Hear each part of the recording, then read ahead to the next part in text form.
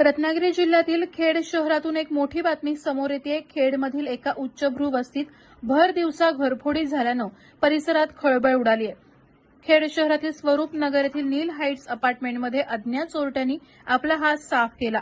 येथील रहिवासी सचिन विनरकर यांचा फ्लॅट बंद असल्याची संधी साधत चोरट्यांनी दरवाजाचं कुलूप तोडून घरात प्रवेश केला।